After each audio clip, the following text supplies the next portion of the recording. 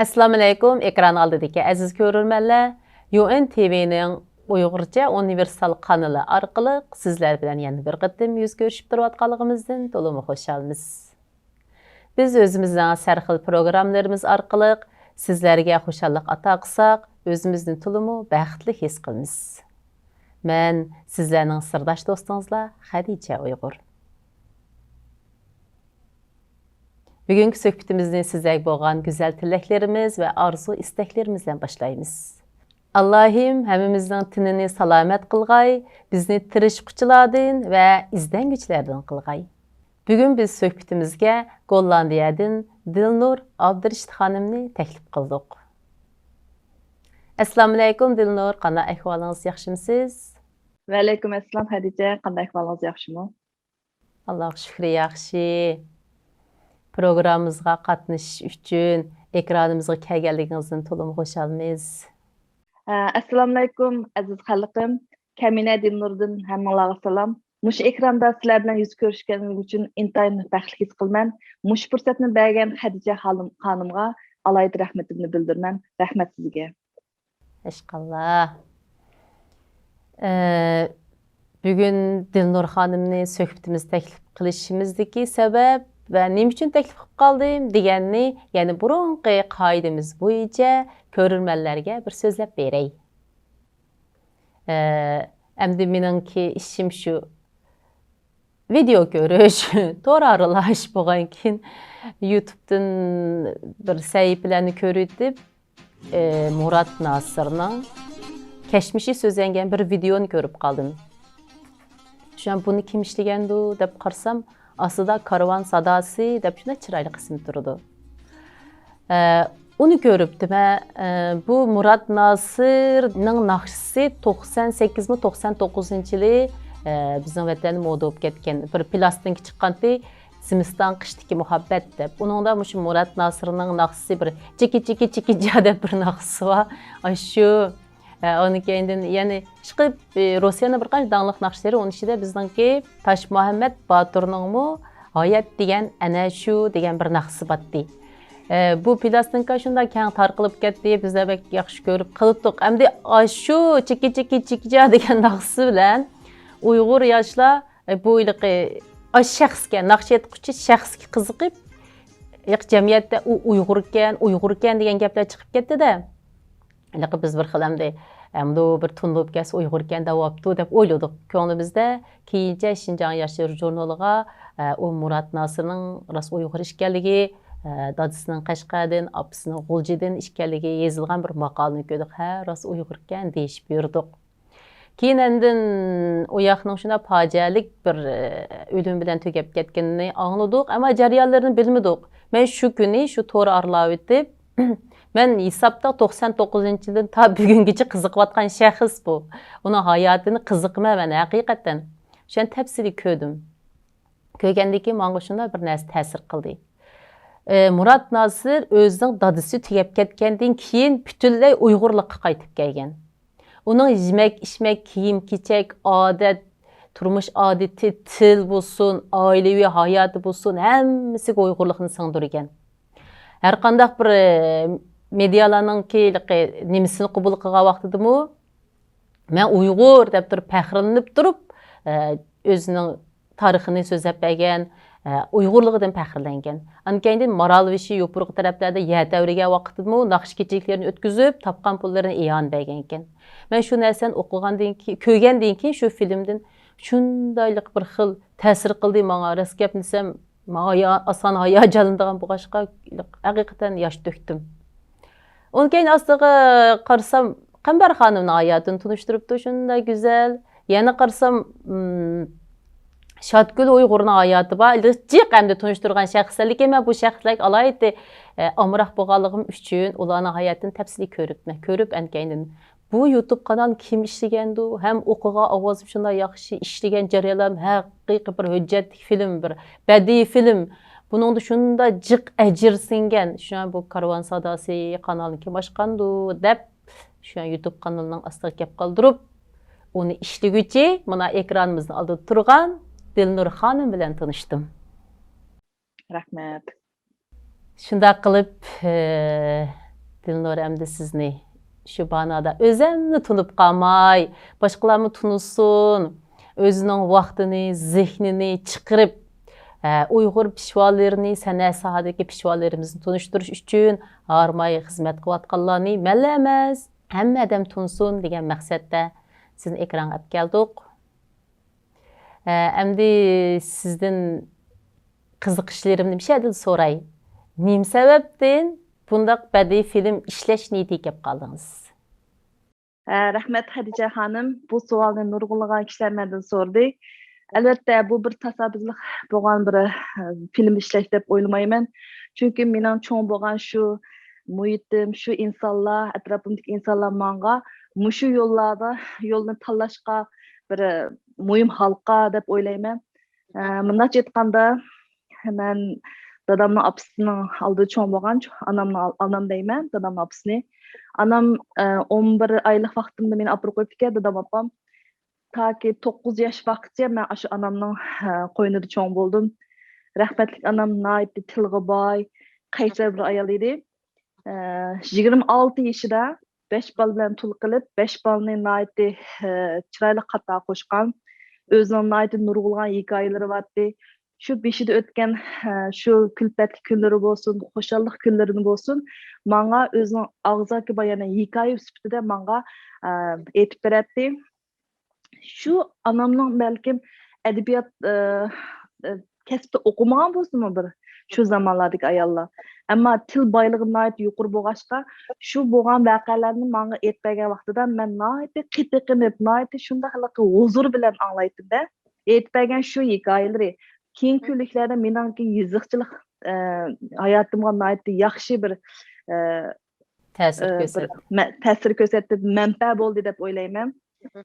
Anamның her bir aytgan hikoyalari bo'lsin, shu zamondagi doir kishilar bo'ldi, shu zamondagi voqealiklar bo'ldi.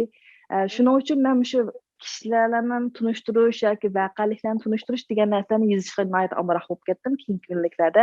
Ssenariy yozgan vaqtimda shu bir kishining masalan bir personajning o'zining xarakterini yaratish uchun o'zining eng kichik nuqtalarni kuzatish, ashuni yozishga nihoyat ahamiyat berdim. Bu birinchi mening shu anam uningdagi naqshlarni, beytlarni o'qib beradi. Asosda men shu ta'sirlardan anamning shu o'qib bergan narsadan men adabiyot qiziqgan bo'ldim. Uningdan yana bir san'at jihatda bo'lsin, men san'atga nihoyat qiziqaman. Bu san'atga qiziqishga sababim bo'lsa, bizning oilamiz bir o'qituvchi oila. Dadamning tuqqanlari bo'lsin, bir o'qituvchi oilada. Bu o'qituvchi bir oilada masalan ximiya jihatda bo'lsa, masalan akademik darajalik Zafar Abdulaziz deb akamiz bo'ldi. Uningdagi adabiyot jihatda Abdulnazir hammamiz tunishli adabiyot kitobimiz bordi, Chechak fasli deb. Burun adabiyot san'atchilar birlashmasining raisi. Abdulaziz dadam cho'ng opamning akasi bo'ldi. Uningdan keyin Azat Sultan hozirgi adabiyotchimizning namullari. Bizning shu oilamizda masalan ta'til o'qituvchi bo'lganligi ta'til bo'ldi. Shu orliqda hammamiz jam bo'lib, adabiyot so'zlashadigan, masalan, bo'layotgan ishlarni chiqib, ziyolilarning orasida cho'ng bo'ldim-da. Shuni men bu adabiyot narsa men qinimga singib kirdi. Eng muhimi yana bir narsa desangiz, men cho'ng opamning yana birdan-bir nevrasidim-da shu zamonlarda. Dadamning bir navr hadis bor, Adilapayda bir rahmatli bo'lib ketdi. Bu İttifaq teatrining boshlig'ida. Mening anam endi cho'nglar qatorda Adilapam nihoyat hurmat qiladi, ko'raylam deb.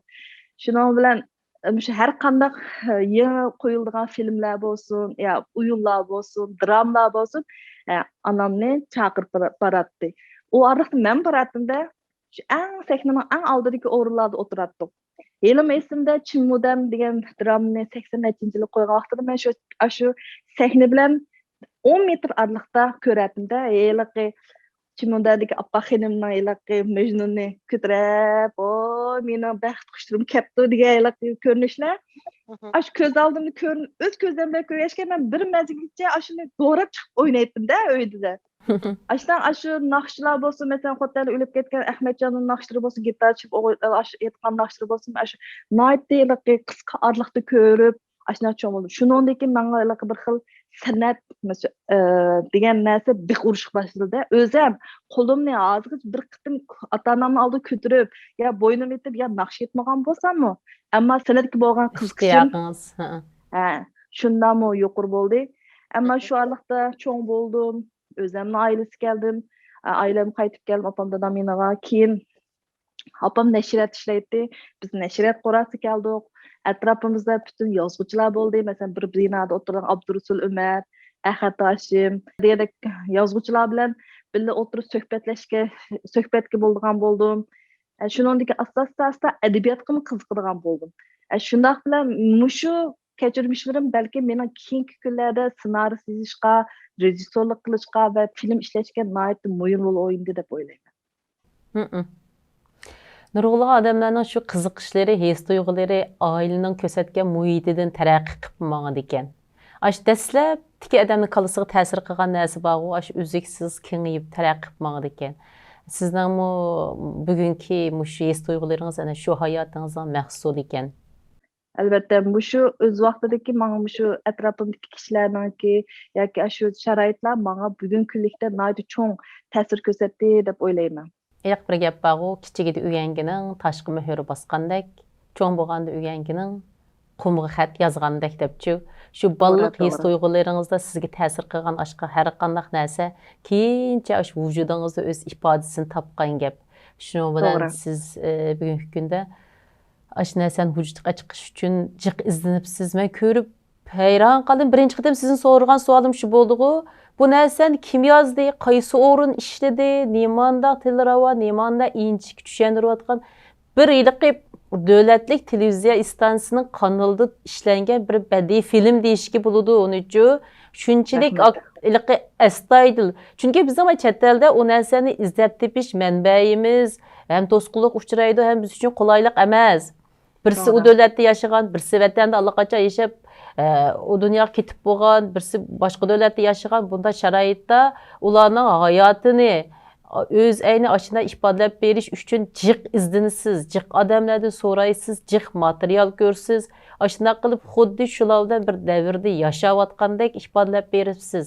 Qambar xonimni biz davrdosh desak bo'ladi, chunki biz 94-3-yil tugab ketgan bo'lsa, biz shu vaqtda hali aqlimizni tepib o'tirib maktablar o'qiyotgan. U ayolning shu kichik vaqtlarimizda televizor paydo bo'lishidan qadar mana Qambar xonimni ko'rdik, televizorda bo'lsin, so'rinlarda, Urumchilarda bir cho'ng bayramlarda shu so'rinlarda ko'rdik. Ammo o'zaro bir paranglashmagan bo'lsak-mu, biz bir davrdosh bo'lg'achqa bu ayolning filmini ishlagan vaqtimda men nihoyatda inchik holda buningki bor bo'lgan videolarni izlashga tirishdim. Masalan, 40-yil Nanjingda bo'lgan o'yinlari bo'lsin, Kim Beijingda o'ynagan o'yinlari bo'lsin, hatto har xil kiyimlarini kiygan suratlari bo'lsin, men buni inchiklik tadqiqot ilib, inchik o'yinlab, ma'rasini qanday qo'yishim kerak, filmni ma'yorini nima deb qo'yishim kerak, maqsadini nima deb qo'yishim kerak. Menga bu filmning eng yoqtiradigan yerim o'zimning. Eng oxirida o'zining 80 yiqilib qolgan vaqtida bu eng oxirida xalq bilan qo'shishib bir o'yin qo'ygan vaqtida usul o'ynagan usul kiygan kiyimi bo'lsin, chochlari bo'lsin, menga shunday huzur berdi. 80 necha yoshda. Bu filmni xalqim nihoyat yaxshi ko'rishga yana bir sababimi menimcha yanchi bayon qilgan Pirat akamizning to'kpisi deb o'ylayman. Yandim bayanmi shundaylik ovoz xuddayliqi vatandagi dаңlıq diktorlarımız var, o avazı şunda yıqımlıq, aşında bir xil Pirat özümü şu radyo televiziyasının ataqlıq avaz artisti bo'lg'achqa xalqimizga texmi yaqin ko'rindi da o ovozi texmi yaqin anlandi. Bunday demişsiniz, men tunmaydı ekanman. Rost haqiqatan ovozmi, ishlagan filmingiz jon qo'shibdi. Degan Qambar xonim desangiz-chi, men bir narsaga bek diqqat qilmay qildim. Qambar xonimning liqibi Gulova bir xondan ko'ngligi bor. Ash ko'nglakni kiyib sahnaga chiqdi shunda yengil dasab, da yashnib qolgan vaqt bo'lgan keyin tizlarini azroq egib chiqdi. Liqib ayağının keyni qarsam işib qolgandek ko'rindi. Men har qatim ko'rsam nima deymansiniz? Chuqum ayağının keyni ishib qoldi, so'ng ishib qoldi. Putuq cho'nkab qoldi degan har qatim o'ylayman nima debdi. Demsa yosh cho'ngaygancha urug'lab, so'ng aklam kichiklab, Aşta tuyğu berdi iliq ayıgıcı mağa. Özün usulunu Balkim. görmelikin könglimde aşta oylayman da o xiyal men qaçan şu usulunu görsem hazırgıcı baş günümü görüp yani aşnasını oyladım. Bu İliq filmimni şunda avaylab qara, şunda avaylab sahne chiqqan bolsunmu, lekin qo'l harakatlaridagi nafslik, iliq salam, tazimla bu bir usul emas. Uningda bir ayolning nazokati, nafsligi, adab, axloq, qoida, boshqalarga bo'lgan hurmat hammasi mujassam. mujassamlashgan. To'g'ri. Men mush gapni desangiz, men bir gapni esimga keldi. Mushu bir Uyg'ur millatimiz bu xos bo'lgan mushu harakatlarimiz, Uyg'urning usul harakatlari bo'lsin yoki bosh etish yoki qo'l bilan bosh bilan tang'aliq birlikda ko'z tish harakatlari bo'lsin. Bu ajoyib bir xislat deb o'ylayman. Chunki bir Uyg'urlik xoslan bir Uyg'ur bo'lgan odamning qanida Uyg'ur qini bo'ldi ekan, mushu qo'l mayli qiz bo'lsin, mayli o'g'il bo'lsin, mushu qo'l bilan boshni Daqlash o'zingiznikida. O'zimizga xos. Boshqa millat qancha do'rab, uni hargiz uni do'rabman. Chunki bu qo'lga bergan qo'lnoma harakati bilan bosh bo'lsin, ko'z bo'lsin, qarash bo'lsin, bu nihoyat bir inchik nuqta. Bu Uyg'urlar bo'ldi ekan, bu nuqtani shunday yorqin ifodalab bera oladi. Ammo boshqa millat buni har qancha do'rsimi do'ramaydi. Chiqaramaydi. Bizgilar opira doğan bir xil Bu xos haqda Uyg'ur bizga xos. Biz shuning uchun bu millatimizning bu angushlari deb o'ylayman, bu san'at deganni.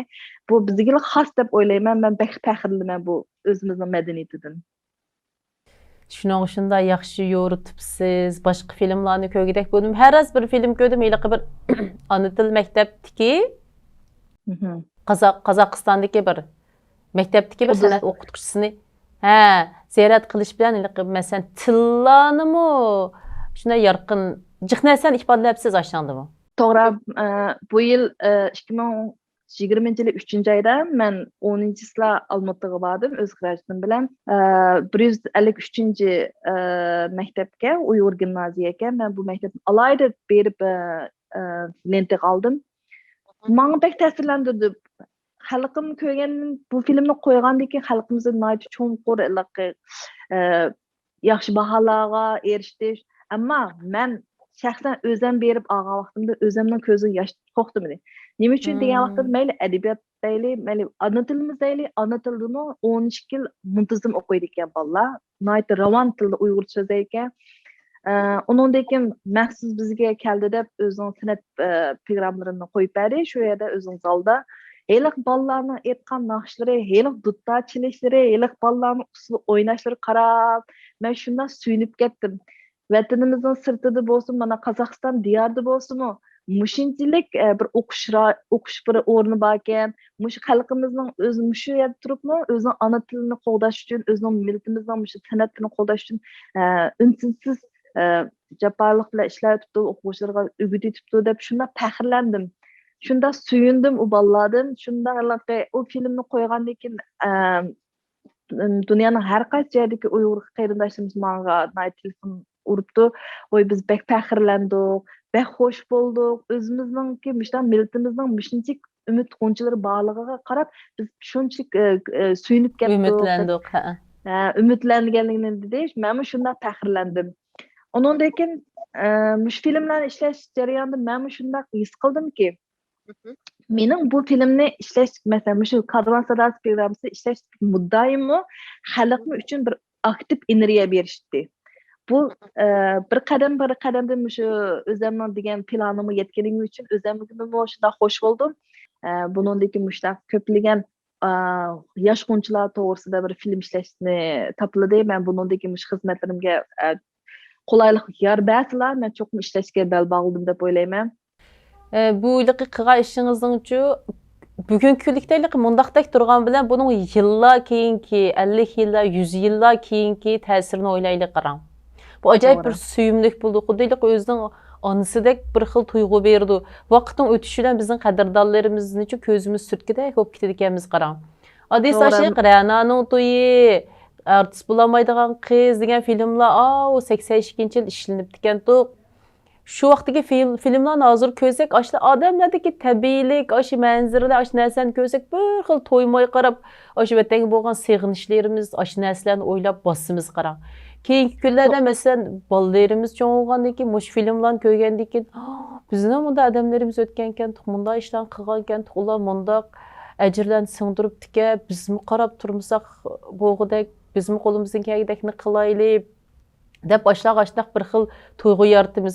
Masalan biz burunqi ajdodlarimizni ko'rayli desak, ya bir qilib qolganligi rasmlari va kona rasmlari, ya ularning harakatlarini bilmaymiz, ovozlarini o'qimaymiz, kimligini bir xat yuzidagi ism bilan bilmasak, o inson kim, nima ish qilgan, nima faoliyatlar shug'ullangan degan narsani biz bilmaymiz hozir mana.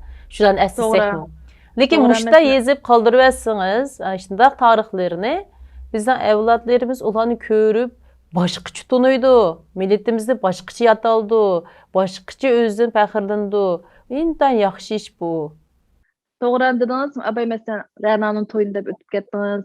Masalan, mushu Ra'noning to'yida bo'lgan masalan yana bir personajimiz masalan unutib qoldim kimni. Şadgül Uyg'ur. Şadgül.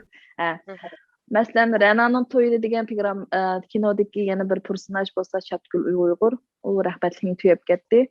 Men shu Şadgül Uyg'urni film ishlash jarayonida o'zim montajlik qilman. Montajliknimi?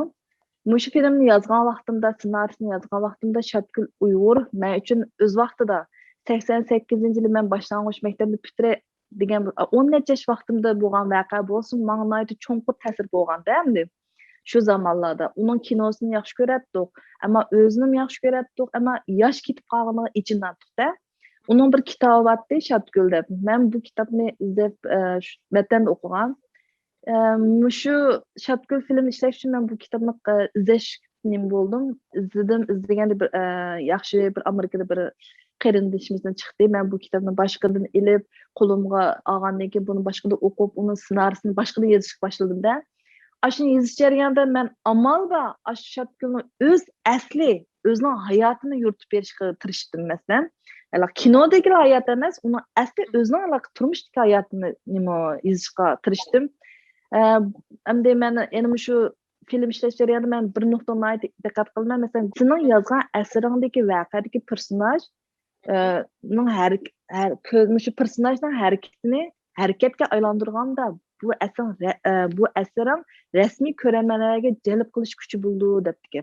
Men shuningga shu o'lib ketgan bo'lsin-u, shu Şadgül Uyg'ur bo'lsin yoki Qambar xonimlar bo'lsin, mushlarning o'zining shu bor bo'lgan videolarini, masalan, filmlarini amalda ishlatishga tirishdim. Uningdagi ba'zi rasmlarini muzika orqali, oq ko'rinishli muzika orqali bularga jon berdim, masalan, rasmlarga. Shuning uchun mening ko'rmanlarim bu filmlarni ko'rgan vaqtida bu odamlarning ketib qolmagani, bu dunyoda bordek. Undan keyin haqiqatan bir bu shu hayotida saltanatli o'tgan hayotdek bir his tuyg'u aklashga tirishdim-da. Yana menga bir ta'sir ko'rsatgani bu shu Şadgül filmini ishlagan vaqtimda yoshlar menga telefon uribdi.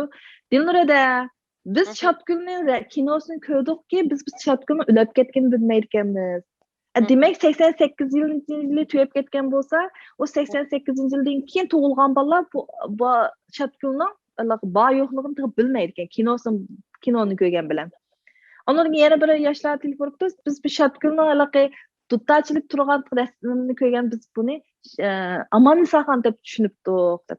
Endi demakchi bo'lganim, mush filmlarim orqali yoshlarimizga shu vaqtdagi personajlarimizni yuritib berish orqali ularning uyg'urlik tuyg'usini oshirish, shu masalan shu Şadgüllarni boshqadan tunish degan bir ideya kelgan bo'lgan bo'lsa, mana mening qilgan ishimning asli muddaisi shu deb o'ylayman. Maqsadingizga yetgan bo'lsizda, ha? Muddaimga yetgan bo'ldim deb o'ylayman, to'g'ri. Mening yana bir asrim Abdurrahim Ahmedi. Yani Murat Ahmedi'nin dadisi. Men bu kishi bilan bir zamondosh bo'lmagan bo'lsam, ammo bu personajga men nihoyatda qiziqib ishladim. O'zim montaj qilman bu filmda. Asosiyatda hamma filmlarni o'zim montaj qilman. Shu montaj qilgan vaqtlarimda shu odamni ko'rmagan bo'lsammi, yana shu onamning, cho'ng opamninki so'zlab bergan shu aslilarini o'ylab turib, masalan, shu zamonda Şu ataqlı naxşımız Almatıga yol alğan vaqtida Jüvendin xili uzaqça xalqımız uz tutmanğanlığı, şu xalqımızın şu suyumlik naxşıdan ayrılışqa qiymayotqanlığını, şu öz vaqtida Abdurim Ahmedi nayt yig'lab turib, şu Yaro degan naxşını kun aldımda kunim degan naxşını aytayotqanlığını şu anamning og'zidan anglashqa men bu personajga nayt qiziqaptım-da. Şundaq aniq ishlash jarayonida xuddi mening cho'ng dadamdek, shu barimni ko'rgandek, shu ssenariysini yozgan vaqtim shunaqa qiziqib, shunday huzur bilan yozdim. Darvaqa bu filmni qo'ygandan keyin mayli cho'nglar bo'lsin, mayli Qozog'istondagi Uyg'ur qarindoshlarimiz bo'lsin, nihoyatda yuqori bahoga erishdim. Men nihoyat xush bo'ldim. Ham ularning bahosida biz shu Abdurim Ahmedini unutib biz mushu Abdurim Ahmedi efendimni unutib qolayotgandik. Yoshlar ko'pincha tunmaydi. Mush film orqali biz bir arxiv sifatida saqlab qoldik. Ham boshqadan Abdurim Ahmedi degan bu odamni ko'z oldimizga keldi deb shunday suyunganligini dedim. Men nihoyat faxrlandim. Shuning uchun mush xizmatlarimni davomli ishlash to'g'ri ekan degan bir yakunga kelib qoldim deb o'ylayman. To'g'ri, endi desək, yəni shunday yaxshi bir xayrlik bir iz qoldirib, tarix yezib mengayotsiz. Har qatim montaj degan gapni desangiz, nima esim keladi. Anaqa ayol kishidan Navoiy olmaydi-ku. Falanchi gul Navoiy, Pistanchixon Navoiy degan anglab boqmadik-ku. Shuning uchun ayol kishidan montaj degan gapni anglasam, kulgim kelib ketadi-ku, xuddi montajlikni erlar qilgandek, ayollar qilmaydigandek-chi. Bir film işləyicisi bu sübutun bilan yoki rejissor bu sübutun bilan menimcha montajlik degan bu kasbni o'rganishim nihoyatda muhim deb o'ylayman. Chunki o'zim ssenariysini yozgan jarayonda o'zim bo'lgan o'y fikrlarimni men montaj masalan film ishlaganda montaj qilgan jarayonda singdirishim kerak. Nima o'ylayotganimni, nima yozganimni xalqimga nima bildirmoqchi bo'lganligimni mana montaj degan bu xizmat nihoyat muhim rol o'ynaydi-da. Endi men film ishlayman, yozib qo'ysam, tashlab bersam, o'qiydiganlar o'qib bersa bo'ladi. Lekin men o'yladim, montajdan o'rgansam, haqiqatan men nimani uqtirman degandek xalqimga, millatimga nimani tushuntirmoqchi, men nima demoqchi bo'lganimni nihoyatda joyiga olib bora olar ekanman deb men shuni montajlarni nihoyat tez o'rgandim. Shunday bo'lsa-mu, qiyinchiliklarni yengib, mana bugungi kunliklarga kelganda bir filmni o'tirib o'zimni shu kompyuterning oldida qildigan holat keldim, ammo bu o'rgangan shunurgim nihoyatda qo'shal deb o'ylayman, o'zim huzur deb o'ylayman. Shuning bilan usta montajgul bu ketdingizdan, montajxon. Hozir shuni hech kimga bekinmay, voy mani qipra, voy ani qipra degan ishlarning birisi bo'lsin azaydi deb o'ylayman. Shuning uchun har qanday filmni ishlagan vaqtimda o'zim yozmayman, oyoqdan filmningki mesela Abaydinas, Murat Nasrovniki bo'lsin yoki boshqalarning filmlarini qayerdan bazalar desam, nereden topsa bu filmlarniki deydi. Ama ko'ngil qo'ygan odamga qiyish yo'q olamda deb, shu filmlarni izlash jarayonida haqiqatan jiq izlanganim ajoyib izlanmanda hech nima qo'ymayman. Kompyuterim tushkutida sig'imchanligi. Shunda bo'lsin, o'chirib turman, yozib turman, kesib turman. Şunun amal ve en inçik noktalarına dikkat qilgan narsalarni tepishga nihoyat qiziqmanda, u o'zimning nemasidir. Shuning uchun filmimda nihoyat yorqin bir boshqalarga yo'q bir stik so'q berayotgan yerim shuniki deb o'ylayman. Aştaq shu. Bir alayligi bor ekan. Haqiqiy bir abiyam deganimdek davlatlik televiziya islanlarida ishlagan bir alayda badiiy filmlar bor, hujjatli filmlar. Aşının to'yg'usini chiqirib siz, aferin sizga. Rahmat. Men shu o'ylayman, mendan qolsin masalan shu xalqimga arxiv sifatida mayli 10 yil bo'lsin, mayli 20 yildan keyin bo'lsin, masalan xalqimiz, millatimiz ko'rganda kichiklar cho'ng bo'ldi o zamonda, ko'rgan taqdirda shu zamonda ko'rsin, bir xil yangilik, yana yangilikdek tuyg'u bergan, tuyg'u bersin degan bir umidda shuni ishlab keldim. Xudoyim bo'lsa bu umidimga yetdim deb o'ylayman. Shunda bo'lg'ay inshaalloh. Əcirləriniz yada qalmağay. Hem de hayatınızı oynab baxsanız, hazırma işlerinizde şunda söyündikensiz hazır, şunda kəsbinizdən. Lekin sizni əfsuslandırılan işler boğan mı? Hem de əmədəmnin hayatıdır o, əfsuslandırılan işler ba əmdeyliqimdə. Alay dedemnin mani qıxsan bobdiken, yaxımsan bobdiken de bir əfsuslanış bir hayatı bab oldu. Şunu bilip baxsan bulamdı. Buludum. Əfsuslanğan işim bolsa, 96-cı il ali məktəb imtahan bərgən yelimdi. Şunun bilan imtahanını berib bolum, imtahandan çıxıb bolub, ən axırı günü imtahanda rəhmətlik dadam çıxıb saxlab turibdi ağaylar bilan. Hə balam qancha numur alasan degəndə şunun bilan pulmu atmadım. Şu könlümdə 340 alma desem dadam ata pulunu ata balam degəndə külüb ketdim-də, şu yerdə oturub dostlarım batdı. Şunun bilan özümüzningki o'qiydigan, o'qimoqchi bo'lgan kasblarni tanlashga yozilgan bo'lib qoldik, yozdim.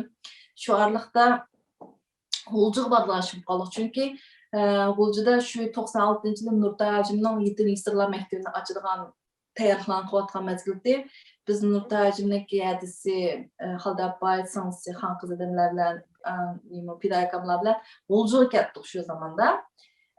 Netisim çıktı. Çıkan vaqtida 340 aptikemen degan numarini aptikemenda anlab boldim zaten. Şuna bilan men G'uljiga ketdim deb opam bilan ketdim shu zamonlarda G'uljida biz shu Nurtajim oilalari bilan bizni keldi deb oy kunda namunavada shipanglarda bo'lsin, ilidaryalarda bo'lsin, shapqulliqlarda bo'lsin, shundan naqsin men degan shu kunlarga ajoyib naqs o'zim naqsni yaxshi ko'rgachga, iliqki özüm G'uljini alaydı yaxshi ko'rgachga u kayfiyat men uchun shunda bir hozirda. Shuni bir kuni esimda opamlar bozor chiqamiz dedi. Men dedim, "Voy bo'ldi, sizlar bozor chiqinglar, men maktabga berib yordamlashga ashada o'tiray" dedim. Desam, buldu deb opamlar ketdi, men maktabga ketdim. U kun tas maktabga Sovetdan o'quvchilarga karotlarni to'shatgan, kelgan kungan to'shatgan. Bir yerlerden aşağı apamın hadisini oğul Dilmar takam geldi o bayanda etti.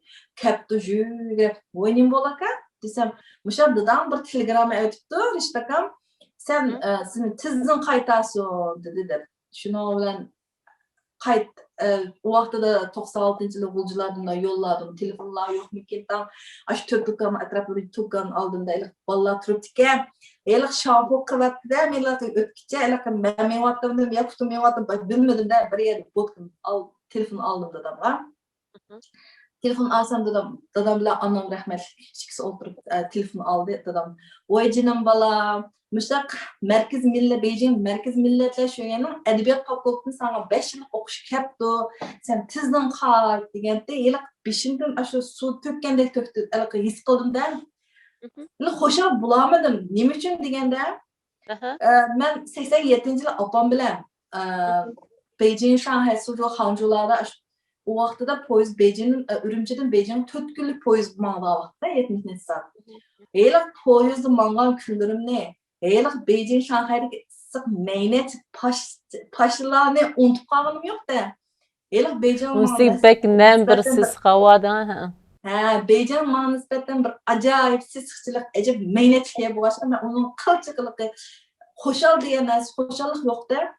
Şunun telefonu hem de açık tarafta biçer anam bilen dadam diyen telefonda nait hayatı cinim balam. Sizin okuduğunuz ahire sen bana şundan yaş neçiler bizim diğer yerimize geldi. Biz bek hoşal da bir şey sayacağım ne sözler vardı. Ama minniki oyunda benim Beijing bağım yok da. Buldu men bugün etdigan yoki keşke Urumchi qaytmanda da deb telefonni qo'yib etdim. Shundan bilan Nurtajimni uyga kelib, opamlar borkanto, nima Xaldabay, pidakamlar borkanto, men Beijing o'qimayman, Beijing bormayman, sen bular kan qoldi-da, voy bolam, bu oson kelmaydi bunday o'qishlarmi, angyaqsi o'qimaydi. Yana men joyli qilib Bağımlılığımga mana hozirgacha masalan mush kasbni asli Xudoyim Alloh taolo yaratgan vaqtida qismatlarimiz yozildi debdiki. Asli mushu qismatlarimda shu maktab borgan bo'lsam, texmi yaxshi asarlarni yoza olar ekanman degan bir armonim bo'lib qoldi deb o'ylayman. Yana bir ichindigan yerim shu 4 yillik oliy maktab bitirgan yilim opam shu xalq nashriyatining kadrlar bo'limida ishlaydi. Balam sen şu Şinjan televizyon bağın, disme şemi işlemeye varmadı. Aslında şu kesbini Xudayman şu neymiş? Pişanos kütütken. Şu kesbini mina şu demem ki bakan to ama men yana şu özümdeki cahilligim bilen bu hizmet işlemegenimge nait pişman qilmam. Şu iş meni hozirgacha shuna bearam qildim. Belki her ishning hikmeti bor deb shu vaqtda ishlamasligingizning sababi hozir chiqqandi qarang. Doğru. İşte buldu taqdir, qismet diyen biz bilmeymiz. Xudayım əvvəlini, axırını bilgüçi dənə. Sizin şu vaxtlarda şu qismetlik duçar qılmağanlığının yeni bir sebepleri bar buluşu mümkün. Ondaq biz sizde xoşal qıldığa işçü.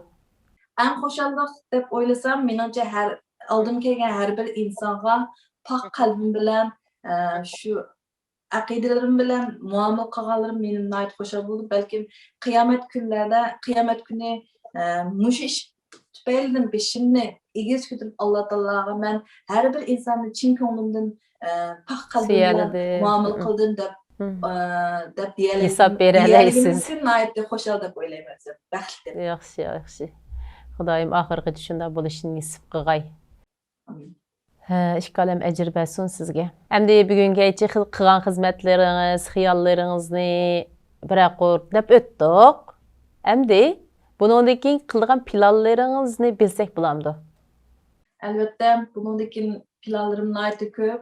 Men shu asarlarim bilan cheklanib qolmay, bunundakı xalqimga texnik nadir asarlarni berishga tirishman deb o'ylayman. Yana bir xizmatim rejissyorlik. Bu rejissyorlik masalan men shu 3 yil jarayonida jiq asarlarga rejissyorlik qildim, film ishlovchi bo'ldim. Buningdagi xizmatlarim masalan virus sababdan xizmatlar to'xtab qoldi, chet el chiqish yoki o'yin qo'yish mumkinchilik bo'lmay qoldi. Hozir oldimizga eng muhim masala hozir bir qilayotgan ishimiz oldimizga kelayotgan Nuruz bayrami. Biz men shuning ssenarisini yaqinda yozib bitirdim. Hem Qozog'istondagi, dunyodagi har qaysi san'atchilar bilan birlashib, xalqimizga bir yuqori sifatli bo'lgan bir badiiy film, shu Nuruz to'g'risida bir film ishlash uchun tirishyapmiz. Ham ish boshlab ketdik. Oldimiz shu virus sababdan artistlarimiz kelamay qoldi, ya qatnashamay qoldi. Ishimiz nihoyat qiyinchilik bo'ldimi? Shunday bo'lsa-mu, biz shu qiyinchiliklarni yengib, xalqimizga bir nadir asar ishlash uchun tirishyapmiz. Nuruz bayramı. Bunun sizin deməkçi bolğanınız dünyanın hem yerdeki, Amerikadaki, Avustraliya, Avrupadaki hazırlıqı ansambiller kurulduğu ve Qazaxstandaki hemisi özlerininki Noruzluq sənətlərini əvətpəgəndən keyin siz onu sınarı yerləşdirib, işləb, onu bütün bir Noruz bayramlıq sənət keçilikə aylandırmaqçı şunda mı? Bu qitimqi 2021-yil Nuruz badiiy film ishlash jarayonida men nihoyat kuch chiqardim deb o'ylayman.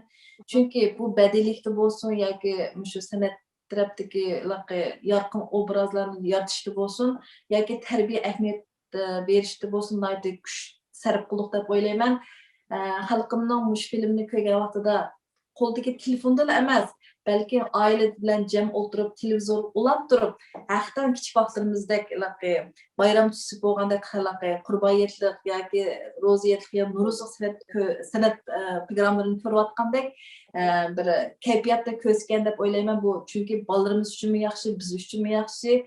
Xalqimning bu qitimqi bu programmani ko'rgan vaqtida o'zining telefoni orqali ko'rmay, balki oila bo'yicha televizor ulab turib, bir bayram tusi bilan ko'rishni chin qalbimda umid qilman. Nəydi yaxşı təklifni bədiniz? Demisimi burun biz Qurbayet, Rozet, Noruz deganlarda qanday yaxşı sənət proqramları çıxıdığandı deb deylik boldur televiziya istanlarının ki biz bunda film işləvyapmiz deb azraq bir qısqa e'lonlarni beradi-ku söhbətlər orqali. Bəzi degan Noruzluq filmni qachon taqda, Rozet Qurbaylikni qachon taqda deb başlandı degan saqlab o'tirib ko'ratdik. Xuddi shularni oldingi kun ko'rib olsak, adisi shu tantana bo'ladigandak.